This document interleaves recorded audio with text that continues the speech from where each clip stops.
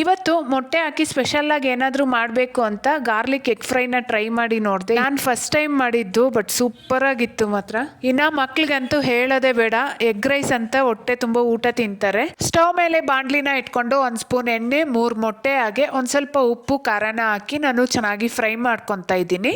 ಈಗ ಮಸಾಲೆ ಮಾಡ್ಕೊಳ್ಳೋದಕ್ಕೆ ಮಿಕ್ಸರ್ ಜಾರ್ಗೆ ಅರ್ಧ ಗಡ್ಡೆ ಬೆಳ್ಳುಳ್ಳಿ, 1/4 ಸ್ಪೂನಷ್ಟು ಜೀರಿಗೆ ಪುಡಿ, 1 ಸ್ಪೂನಷ್ಟು ಕಾಶ್ಮೀರಿ ರೆಡ್ ಚಿಲ್ಲಿ ಪೌಡರ್ ಹಾಕ್ಕೊತಾ ಇದ್ದೀನಿ. ಹಾಗೆಯೇ ರುಚಿಗೆ ಬೇಕಾಗಿರೋಷ್ಟು ಉಪ್ಪು, 1/4 ಸ್ಪೂನ್ ಅರಿಶಿನ, ಹಾಗೆ 1/4 ಸ್ಪೂನ್ ಗರಂ ಮಸಾಲ.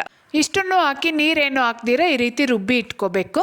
ಈಗ ಸ್ಟವ್ ಮೇಲೆ ಬಾಣಲಿನ ಇಟ್ಟು 2 ಸ್ಪೂನ್ ಎಣ್ಣೆ, 1 ಈರುಳ್ಳಿ ಸಣ್ಣದಾಗಿ ಕಟ್ ಮಾಡಿ ಹಾಕ್ಕೊಂಡು, ಒಂದು ಸ್ವಲ್ಪ ಕರಿಬೇವಿನ ಎಲೆ ಸಹ ಹಾಕ್ಕೊಂಡು, ಈರುಳ್ಳಿ ಕಲರ್ ಚೇಂಜ್ ಆದಮೇಲೆ ನಾವು ರುಬ್ಬಿಟ್ಕೊಂಡಿರೋ ಮಸಾಲೆ ಹಾಕಿ ಎಣ್ಣೆ ಬಿಟ್ಕೊಳ್ಳೋವರೆಗೂ ಚೆನ್ನಾಗಿ ಫ್ರೈ ಮಾಡ್ಕೋಬೇಕು. ಇದು ಒಳ್ಳೆ ಘಮ ಬಂದಾದ್ಮೇಲೆ ನಾವು ಫ್ರೈ ಮಾಡಿ ಇಟ್ಕೊಂಡಿರೋ ಮೊಟ್ಟೆನ ಸಹ ಹಾಕಿ ಚೆನ್ನಾಗಿ ಮಿಕ್ಸ್ ಮಾಡ್ಕೊಂಡ್ರೆ tasty garlic egg fry ready. Easy ಇದೆ ಅಲ್ವಾ? ಇನ್ಯಾಕ್ ತಡ, ಟ್ರೈ ಮಾಡಿ. ಬಾಯ್.